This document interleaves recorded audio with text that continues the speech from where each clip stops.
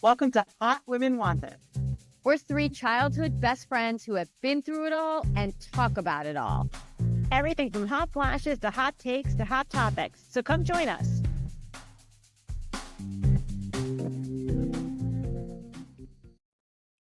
Hi, Hotties. Welcome to Hot Women Wanted podcast. I am Meredith Young, and I'm here today with my two fellow BFFs and Hotties, Julie Strauss-Greeley and Julie Cola. Hi, guys. Hi, Hotties. And today we have a very young, adorable hottie with us today, Kai Liverpool. Kai and I work together, not for long enough, actually, but let me just sing her praises for 1 second. Absolutely. Kai is a shining star. I am not kidding you. Like, she came to, first of all, she's the social media person, and she's phenomenal and so smart about all things social. And it's a hard job what you're doing. It's not easy social. Except sometimes it's like clever, and she really has to like take really complex ideas and get them into a social post that's engaging. And she's very, very good at it. From all the way from like the visuals to the written, she's amazing. But in addition to that, she lights up every single room she's in. Like that is sweet. It is true. It is true. People would come to me and be like, "That Kai, she's amazing. She just makes me happy to be around." And so she's like a culture changer. I just talk too much. My kindergarten teacher called me a social butterfly, and I've just lived up to it ever since. So Kai is with us today, and what we really bonded on, I don't think Kai would expect this from me, but we bonded on like Real Housewives and Bravo and all the fun things. So every day when I'd see her, she'd come by my cube. She'd be like, "Did you see last night?" I'm like, we're texting each other non-work related stuff. Yeah, it's like, here are my deliverables, but also, did you hear what she said? I don't need to be shamed for my love of Bravo anymore. Like, if it's good enough for Michelle Obama and John Oliver and like all of these stars going on talking about Real Housewives, it is good enough for me. I am a proud watcher. I think there could be an anthropology course on it. It's literally a study of like the human condition, how women interact with each other, how people like influence and money. Like, it is a study, and I think we're all smarter for watching. I agree. I would happily take that course. Love it. We are. I refuse to be judged by it. Yeah. Exactly. Yeah. We're all smart women. Exactly. People that are watching it. I mean, it's fabulous. It's the highest, like, give me a break. We're with good company.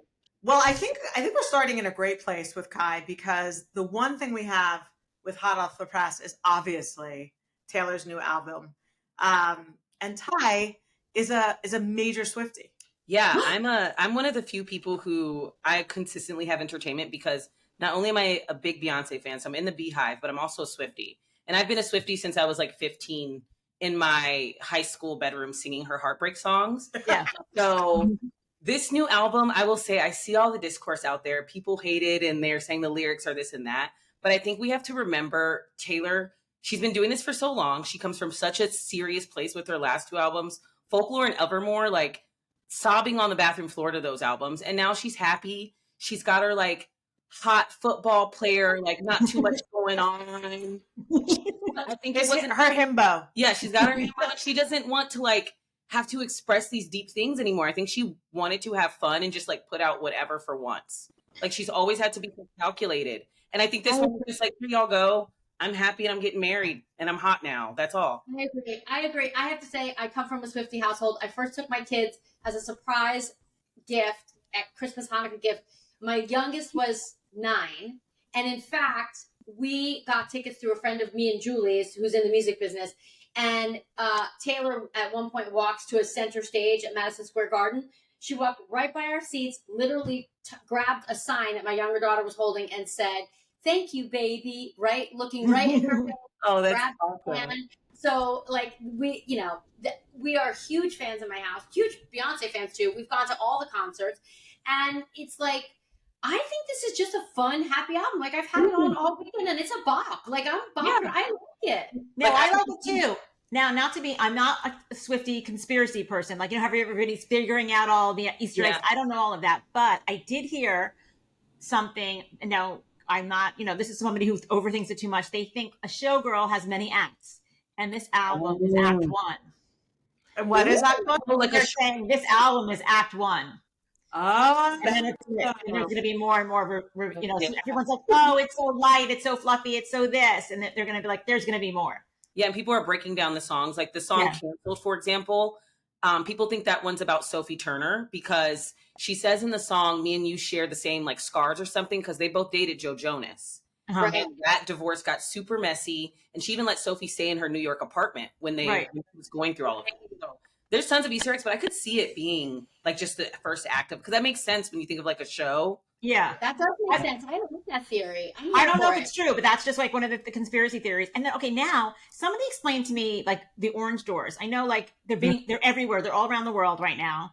But like, what does it lead to? Like, what's the... And I think that could even like be a part of like the whole mystere of the album. Like she's leaving all these little things. Like maybe something new is like, maybe she's walking into a new chapter, opening a new door. I feel like Taylor, like she loves to mess with us as Swiftie. Yeah. Like she's going to drop Easter eggs that have nothing to do with anything. Like, for example, the new cardigan she released was UT colors. So people thought she was going to be at ACL with Sabrina this weekend. She was nowhere to be found. So yeah, my kids were there and they were like, no Taylor. Yeah.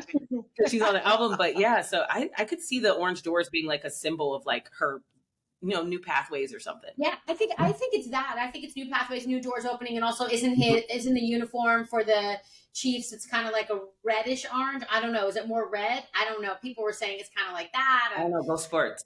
You know what? You've lost us, Jules. Go sports. We are not a sports podcast. This is now a sports pod.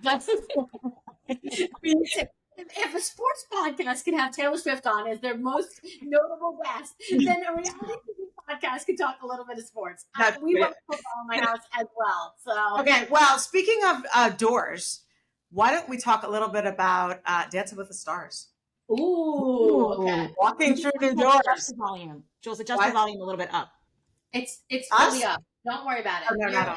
Mary can do it in editing too. Don't worry about it. Okay. So Dancing with the Stars, because now we have the Mormon Housewives in there. Yeah, Whitney's killing. I mean, we kind of, because they've been TikTok dancers for a while, I knew they would be good, but they're giving like amazing. Skills. Like she's got the facials. Like I grew up doing dance classes, and they used to like stress like making your facials while dancing.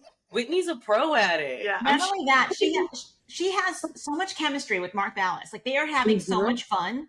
Like you can tell they have so much chemistry and they're having the best time. It's so obvious, you know, that they're like loving each other. I love watching her. But what do you guys think about the criticism of she's like, they all have it. The dance. It's not. They all have it. Well, they're not just making it about her. They're saying like we really like the show has kind of gotten like ahead of itself. It keeps inviting people on that are like, you know. By the way, this is true for Hillary Baldwin. She's as well as a trained dancer. Well, like, you mean Hillary? I do mean Hillary from Connecticut. They're kind of saying, like, is it really fair, like, if to incorporate people who really don't have any dancing, Andy Richter and this one and that one, who are doing such a good job with it and also having fun, and then put these people in as great. Listen, I love Whitney. I think she is so fun to watch. I love her TikToks. Like, I'm here for all of it. But that is, I think, a legit criticism. It's like, which way are you going to go? Like, I agree. Yeah, I agree. But the people who made that dance, I mean, JoJo Siwa was on it. Voted off. What? The people who can't dance get voted off because they're not as good, but that's actually not really fair if they're making improvements, you know? I think it's also a popularity contest. Like, I don't think, you know, let's face it. I don't think Zac Efron, he's hot. He's not a great dancer. He's not. He's doing a very good job. He's not great. He's adorable. So he's going to put Alex Earl on it. I think she's doing great. She's like keeping up, but like you said, like if you compare Alex Earl to Whitney, right, or even to what is it? Not I was going to say the wrong girl, Taylor Frankie Paul. Jennifer Affleck. I'm sorry. Yes. Yeah. Jennifer Affleck. I haven't really watched her, to be honest, because I'm so mesmerized. I'm not even a Whitney fan on the show. When I watch the Mormon Wives, you know, on Hulu, I'm not. I mean, she's the villain, right? I'm not like, oh, I love Whitney. I'm not. I love, you know, Frank. I love Taylor. Is it Taylor? Yeah. I love Taylor. But Dancing with the Stars, I have to tell you, she did that. Yeah, Taylor. I didn't know Taylor's the next Bachelorette as well, so that'll be. I mean, I'm all in. You're going to come back to that. We're going to. I think that's the last thing she needs. I think we need to do Bachelorette, maybe like therapist edition, and she goes through and she gives the rose to like who should be her next therapist because it's I think that's. I mean, granted, it's a casting opportunity. As we know, so many people go on these shows to get on a show. Yeah. I would happily go on any of these shows, but like, what guy is gonna go for her and her?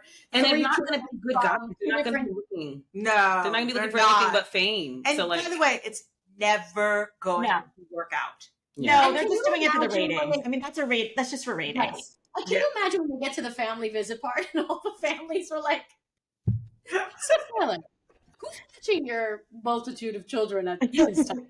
3 kids. 3 kids, like, Babies. yeah, 3 kids, 2 baby daddies. Like, it's a lot. It's like, a lot. poor thing. I feel for her though, like, because I do think like how she grew up, where she grew up, like it all plays into the part. I So do too. her I do getting too. famous as Literally. she isn't going to like. It's like watching a child star get famous. Yeah. like I you know, feel like I agree.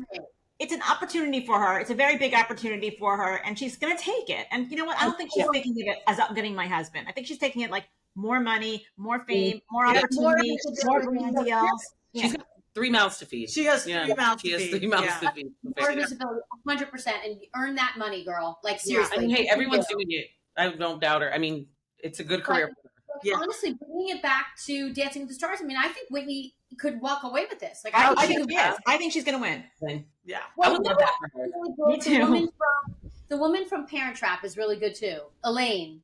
Yes, and she has a really good Really story. good. Elaine came to Hollywood to want to be a dancer, but got a Yes. really bad injury. And then Yes. now it's kind of nice to see like the dreams revived. I think that's sweet. And also to bring it back to the hotties, she's of a different age. She is. Oh, You know, not to I don't know who that is. What are you saying, Jules, that we couldn't do this?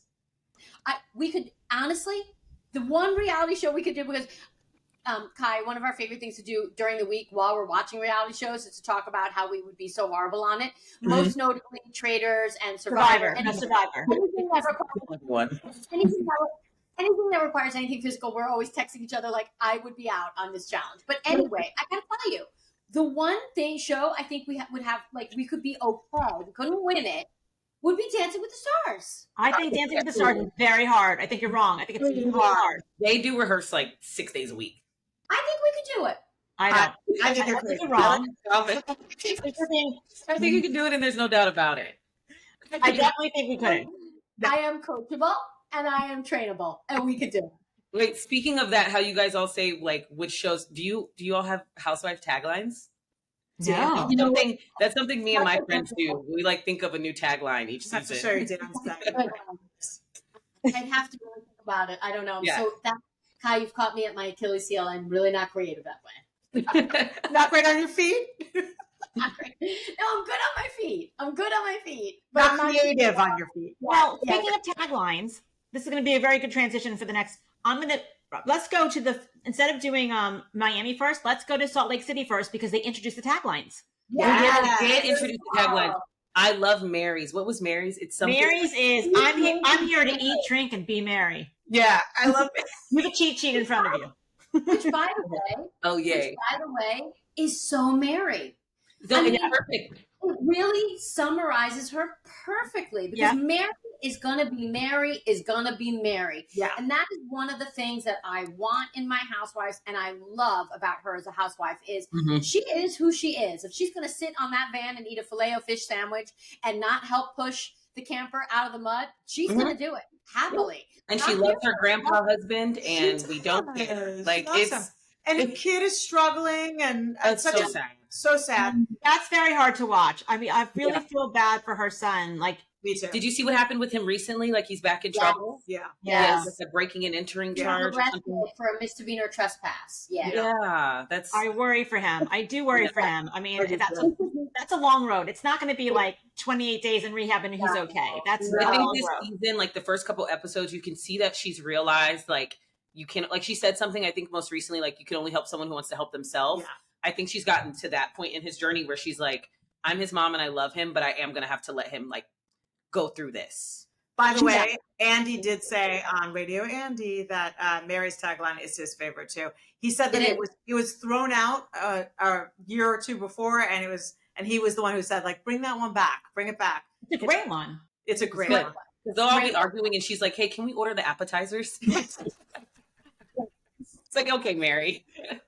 Or when Angie was doing her Lisa Barlow, "You're French fries, I'm franchise," and Mary goes, "Ooh, that's a good one." That is fun. I also took notes too. One thing about Salt Lake City, I was telling Mary before we started, Braunwyn did what Whitney has been trying to do for seasons to Lisa in 2 minutes. Yep. Mhm. It has been wonderful. Braunwyn and that bob is just coming for blood. And I'm glad because Lisa can't stop her. Like I think Whitney kind of shrivels away after, like once Lisa gets real nasty, Whitney backs down. Braunwyn doesn't care. I think something has happened in Lisa's life. Like something's unraveling. She is not herself. That's right. She's so unhinged. She's scrambling. Like usually she's a little calculated, like that lunch with the posters. Yeah. Yeah. Like that. What was that? It seemed so desperate. Yeah. Like have too many cars, Mary, because Mary was like, "Why are these so blurry? I can't read these." And then somebody was whispering to her, they're like, "It's because they're photoshopped, Mary." Yeah. Yeah, literally. I definitely agree that Lisa's going through something off camera, like that she doesn't want to, because I think she's one of the only women still heavily involved also in the church. So I think she plays a lot of like outside of the show politics that we don't get to see. Yeah. Yeah. Well, I think, it's really interesting. You know what it is? It's Braunwyn is really smart in the moment. She is somebody who's hyper articulate in the moment. Yeah. And it's like the more crazy and angry that Lisa gets, the calmer she gets. And it's the perfect kryptonite for Lisa because it makes Lisa crazy. Whitney rises to the same level of hysteria. So Lisa gets hysterical, then Whitney gets hysterical, then Lisa gets hysterical, then Whitney gets hysterical. They're throwing napkins at each other. They're getting up and pulling each other's hair, and and it just evolves into nothing. And it's not so great to watch. But Braunwyn is like a master of words, and Braunwyn has some real information on her too, which I think is what's at the root of it. Like she's on to something. Well, I think she did like Tamara homework. Like she really She went out when Lisa went after her with the necklace last year. I think she was fuming, and this is her revenge season of like getting her back to the necklace. Like Lisa's gonna drudge this up. I'm gonna make sure to hold. And I think that first season, I think she came in trying to play nice with everyone, and then she realized how the women kind of like, okay, this is how they're gonna move. Then she's like coming back this season with the vengeance. She realized the necklace made Braunwyn look jerky. She did. She lied. She got caught. Yeah, she got it took her down a few notches. So I think she really wants to get back up. What do you think of Whitney's admission that her business is no good? Yeah, because wasn't she involved in like an MLM or something? Yeah. And then that's why it shut down that part of her business. I think that's what it was. Yeah. I mean, MLMs they're not illegal, right? They're not illegal. They're not technically not illegal. They just don't look good as a business, probably. But I think it's brave of her that she did it. I think. By the way, they're putting all their money back into the business now and trying again. Relaunching it and rebranding it. Something like that. Whitney Rose Jewelry or something. No, it's Whitney. See, nobody knows. It's Whitney Rose Skincare. Great. An even harder category. Okay. But as we know, where's Gina Gershheim's skincare line? Gina Gershheim.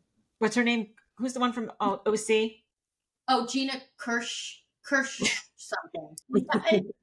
She had a skincare line. Ramona Singer. Those skincare lines, they're not going to work. Very difficult. Did have one. Very difficult. Ramona's had everything. Ramona's had everything.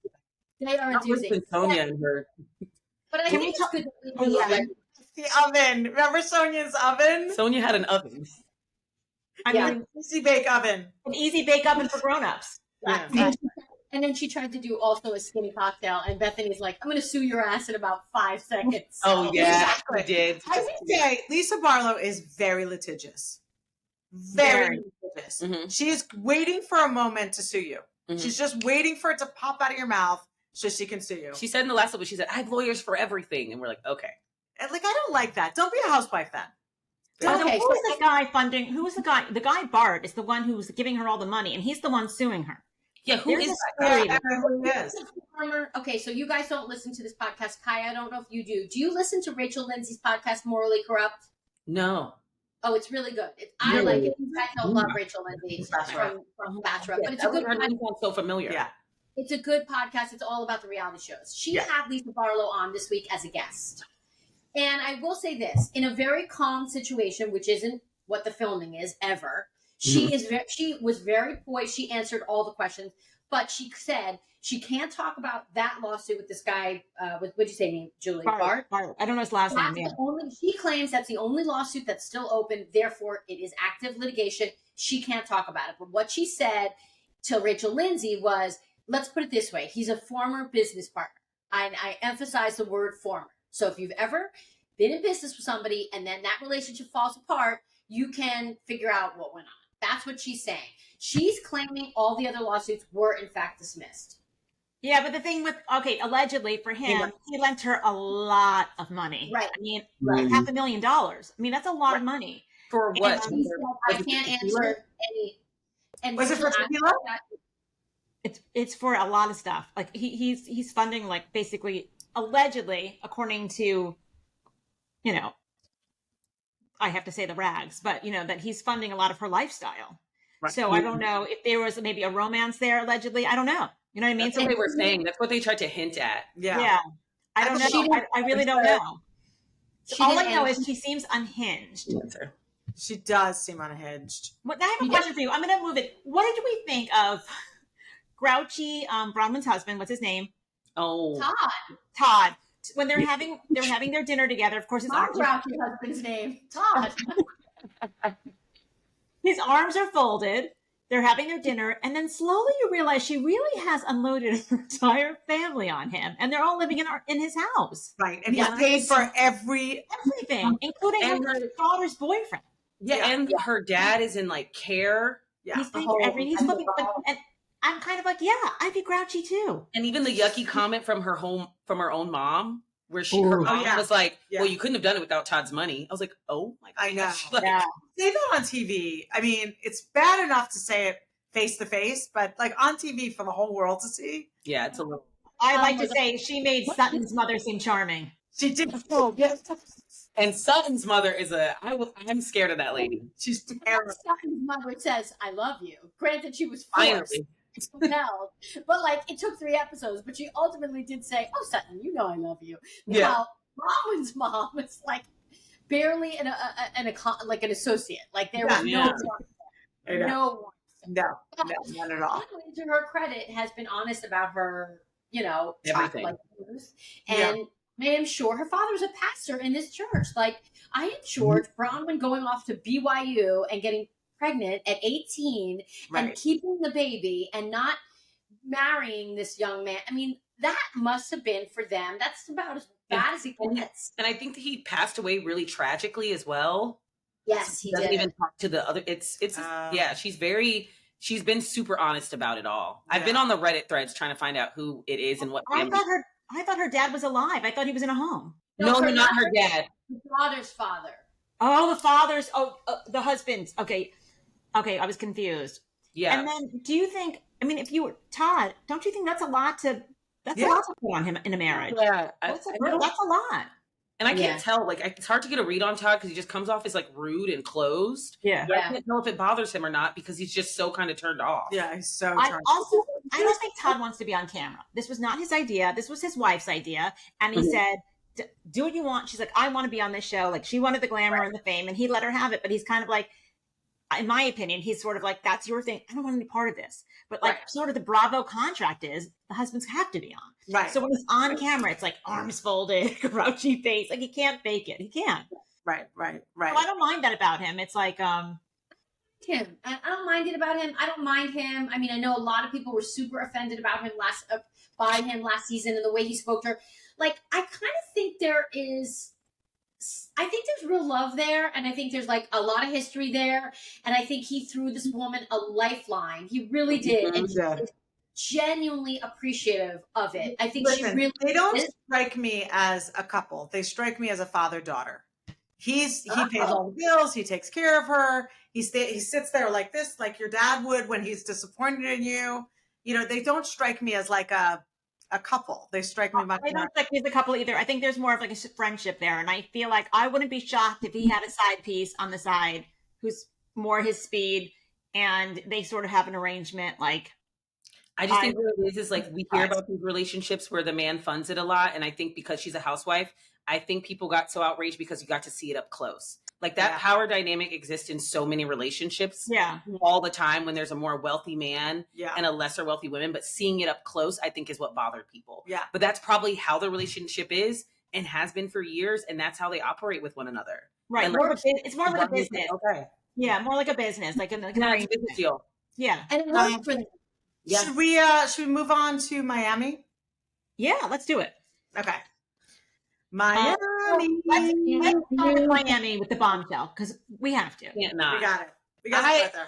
I gasped. You gasped. I did gasp because I thought she was kidding at first. Because like Adrianna, like just gets tell our listeners what we're talking about here. What's the gasp? Julia, do the reveal. Adrianna are in love in their date. I'm kidding. No, they had sex. They hooked up before was it in the Hamptons? It was in the Hamptons, and then I heard it happened a couple of times. How romantic, a little Hamptons hookup. Wait, it happened a couple times? According to Julia, if you looked at the extra footage on Peacock, I saw that as when they cut, they're like, take a break. She's walking down the hallway with Andy after she said it, and he says, "Oh wow!" And she said, "Well, it happened a couple of times." And what did Andy say? And at the Versace mansion. It was in the Hamptons and at the Versace mansion. Oh. Remember when they went to the Versace mansion also, and they had that event? You want to know why we could barely remember this? Because it's from over 2 years ago. Oh, really? Okay. Yeah. I will tell you, the Hampton episode, Julia got really drunk. She did. And then the next day claimed she didn't remember anything. So I think that was her get out of jail card for her marriage. Okay. Can I just say, so fucking what? This is from 2+ years ago. Why is she bringing this up? I mean, does anybody? That can't be the cause of their feud all season. No, and also she has 2 little boys at home now. Are you fucking kidding me? Also, like this doesn't make blow up Martina Navratilova. Also, you do realize that putting this out on national television, on global television, by the way, even if you guys were in a bad place, which I'm sure they were, marriage is hard. It is difficult. It requires work. There is ups and there is downs. I am sure that is married yet. Okay, let's not. I'm just saying, like, you're gonna blow up Martina too. You're gonna expose. Like, what is she doing? My first thought was, what about Martina? I know. Do you think she told Martina that she was going to do that? She had to have. I think she told Martina. She had to. She could not do that. But by the way, those 2 little boys, they've suffered enough. Like they've had traumatic young childhoods. I have my own thoughts about her adopting those 2 little children. I think I think it was really selfish. Like they're both very Martina. Is it Martina in her 70s? 70s, and breast cancer twice. Yeah, that as well. Like also can be sick again, and I just think it's very selfish. Like I don't know why they wanted kids that bad and like young kids. Right. I get that they had a relationship where they didn't have to they didn't get to share a child.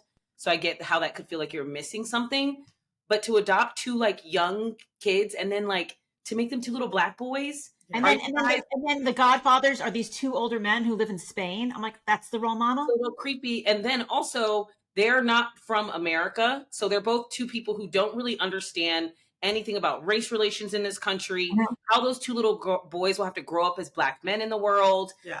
Is Martina going to tell them that? Like, I don't. Right. And not their godfathers in Spain either. So who is going to tell them that? And I don't, I just have a big question of like, how will they actually grow up in this world? Yeah. They're going to be so blind to everything happening around their own children. Maybe that's why the daughters aren't speaking to them. Yeah, I don't know. I think the daughters don't speak to them because they probably just think it's weird. Like I just think at a certain point you're like, Mom, why are you doing that? Right. I think the daughters are mom all the time. I think the daughters are counting their money and like, less money for us. Yeah. I don't know about that. I mean, I don't know where the money comes from, but I have to tell you, I mean, maybe Martina, but like probably Martina. But I have to tell you, like, I just think everything about Julia is so disingenuous. And I think for me, that's the through line of this season of Miami. And whether this is true or not, I guess it is true. Adrianna, they show footage from this week's reunion where she's clearly saying, I would have kept that secret for you forever. So clearly there's some truth to it. Did they actually sleep together? Was it a kiss? Who cares? Like, I just think Julia is getting a tremendous amount of hate online. She really is. She's an incredibly unpopular housewife in the Miami franchise. It's gotten worse and worse and worse for her as the season went on. And I think this is a Hail Mary pass in the 12th hour to try and create story, not just in the 3 episodes of the reunion, but to keep herself on this show next season. That's really what I think. And I think she's evil, and I think she's mean. And if somebody's going to say to me between Adrianna and Julia, and they're both very flawed, I'm going Adrianna. I really am. Even with the revolution. I've been over since she threw the drink on Guerdy.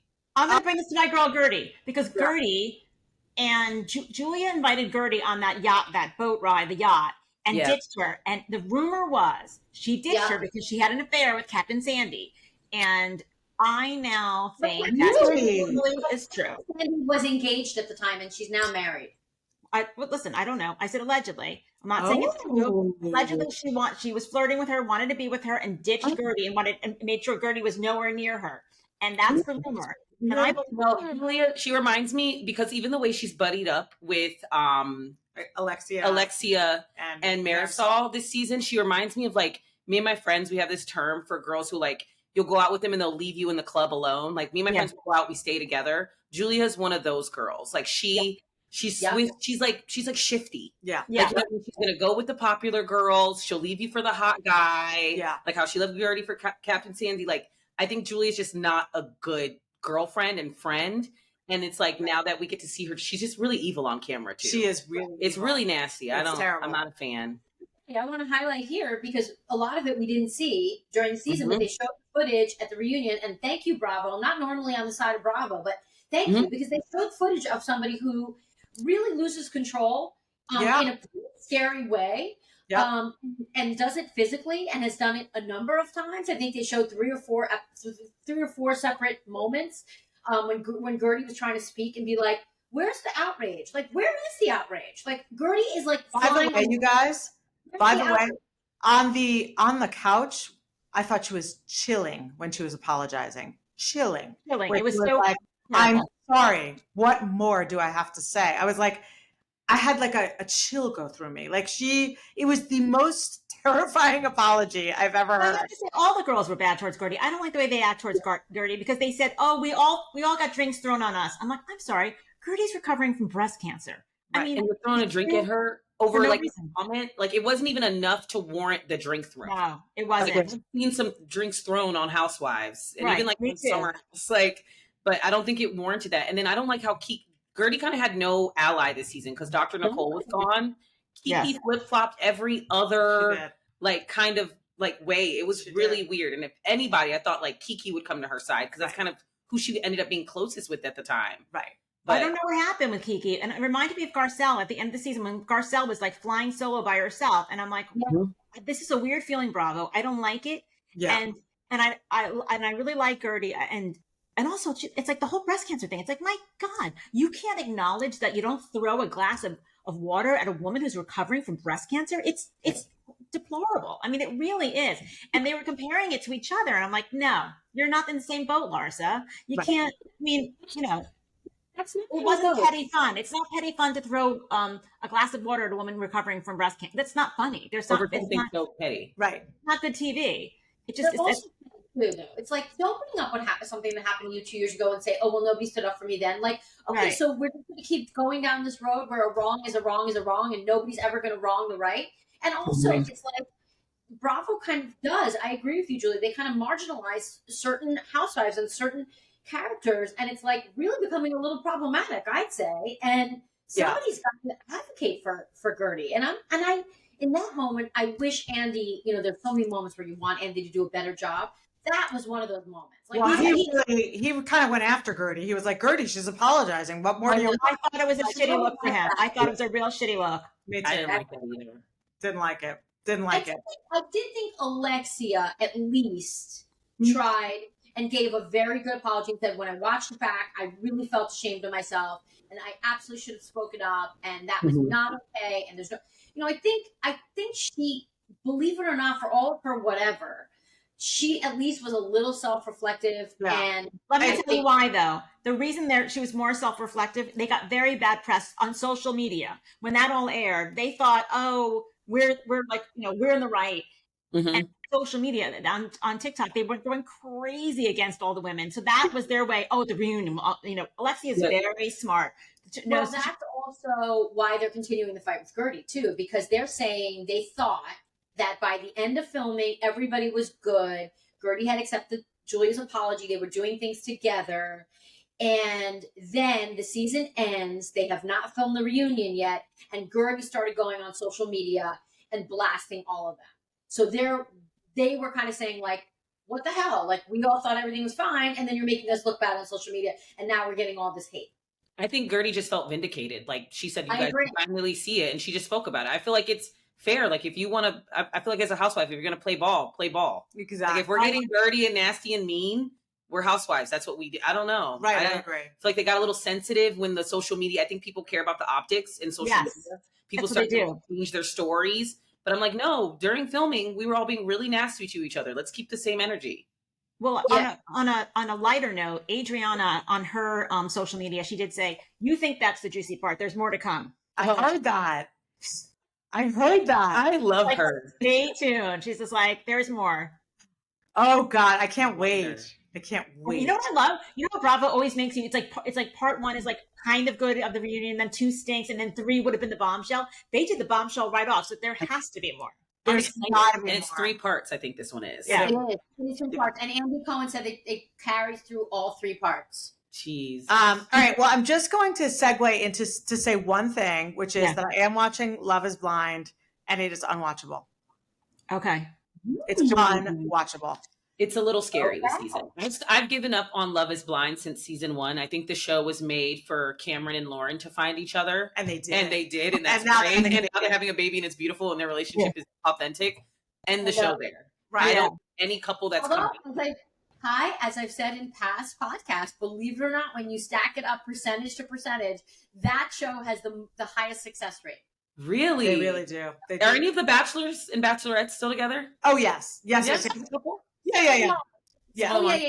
Some of them are, but if you stack it up percentage to percentage, like based on episodes and Mhm. seasons, they have a higher percentage rate of Every season they have at least one couple that stays together and like has kids now. Still together and has But kids I'm not together. sure this season. Oh my gosh, it's Last season was a bomb. My guys- I didn't even start watching it because I was like, I don't even think I could do this. And my older daughter, Jane, texted me last night actually, was like, Mom, are you watching Love is Blind? Are you guys going to talk about it in the pod? I was like, I'm actually not watching it, but Mary said she dipped into it. She's like, it is crazy and not in a good way. Like, it is it's crazy. unwatchable. There were certain conversations about LGBTQ plus that I almost turned off my television. I swear to God, I was so disgusted by what they were talking about.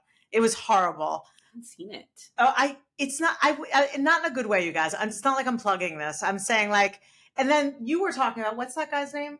Edmonds? Edmonds. He should be. He's insane. He's insane. They needed to do a better psyche val. There's a scene where you know how they have a shared communal area? Yeah. Laying on the floor, like licking the floor, like suction cupping his mouth to the floor, and he says he uses it to relax or something. That's weird. gross. It is so strange. And then there's a scene where he's talking to whoever he's coupled up with, and he kind of starts crying because she won't be intimate with him. By the way, she's fabulous. She is the one shining star of the entire. And you ended up with the floor liquor?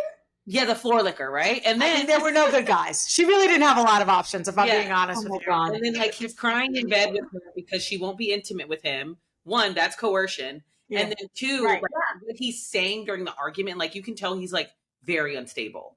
Like it's They're producers on that show. Really, it's very. They don't care. They don't get them. How many times have we said that? Even back, how many times have we said, like, where are the people that are screaming like that?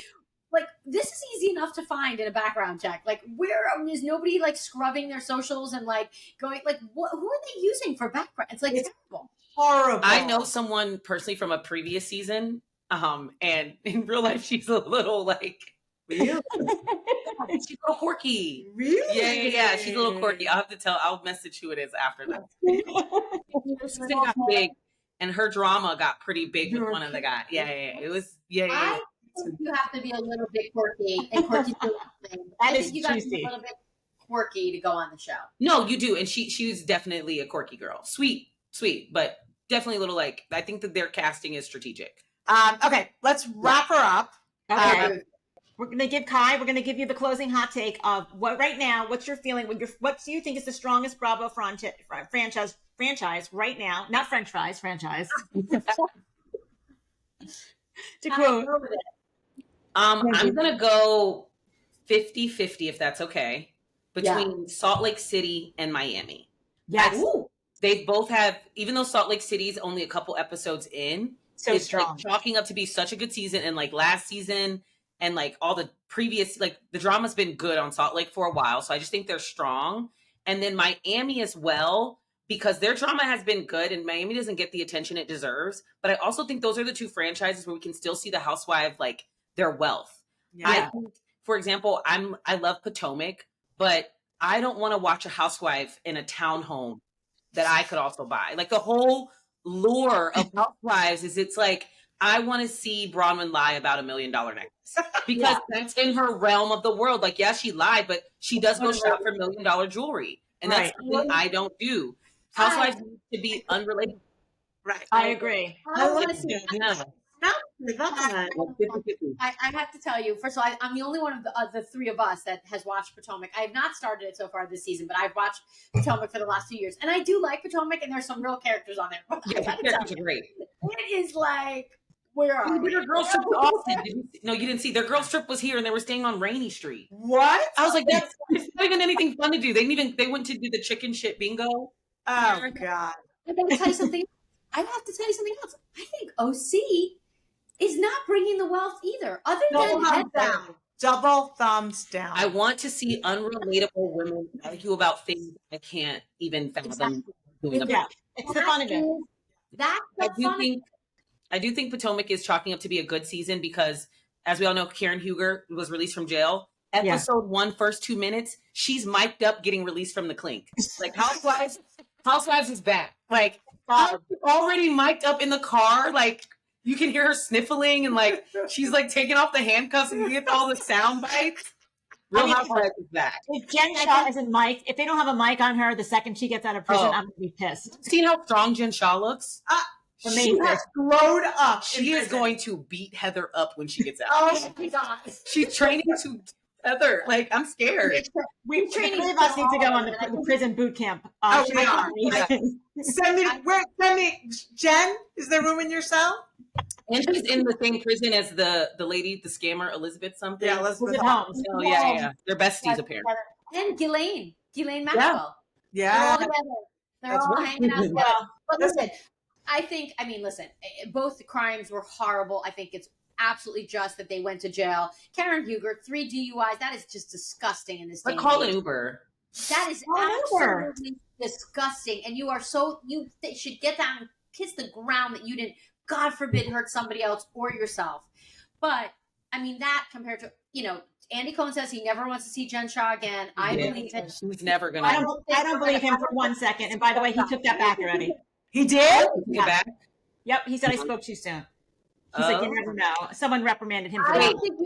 don't think given what she did, I don't think you can put her back on camera. I don't. Not to go back, but Angie's little joke about on this, where she was like, oh, some would say it's compared to Jen Shah. I do think Angie was kidding. I just think the joke was bad. Right, it was a bad joke. Bad joke, but it was funny. Yeah. I think we should wrap up, ladies. Yeah. Kai, would you like to plug your socials? Your TikToks? Yeah. Let's see, my TikTok is It's Me, Kai Renee. I only post stuff it's like more like lifestyle, my friends, my dogs, traveling, cooking, that kind of stuff. Yeah, and then my Instagram is Kai.Renee, and that's just more also kind of like fun lifestyle stuff. I work in social media, so I'm always like using my social media as like a little training playground. By the way, no one throws a party like Kai. Yeah, I do a party. I make a good charcuterie board, and I love it. Yeah, I feel like you could feel free to use our socials as a training ground as well. I follow Giggly Squads, their social for their podcast, and they do a good job if you guys ever need info. We'll have to, they are doing very well. A little better than us. And the socials with the they are selling out Madison Square Garden, so. Soon, manifest it, you will. Big into manifestation. I am manifesting. I'm writing it down this year. Writing it down. We love having Kai. And if you want to be a guest hottie on Hot Woman Wanted, please email us at hotwomanwantedpodcast@gmail.com. or follow us on TikTok at Hot Woman Wanted Podcast. And Kai, we can't wait for you to come back. Yeah. Anytime. Yes. Yeah, We'll anytime. have you back. This was great. Thank This you, is Kai. awesome. Thank Thanks, you. Hotties. Bye, guys. Bye, Hotties. Bye.